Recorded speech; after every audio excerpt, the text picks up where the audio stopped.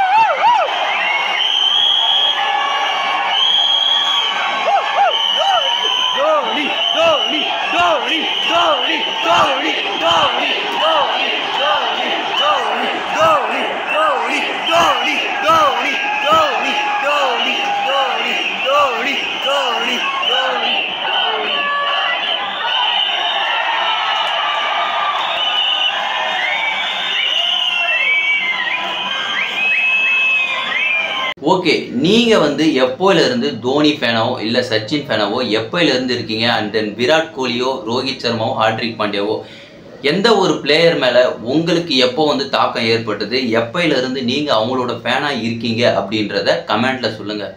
மீண்டும் நம்ம இன்னொரு வீடியோவில் வந்து சந்திப்போம்.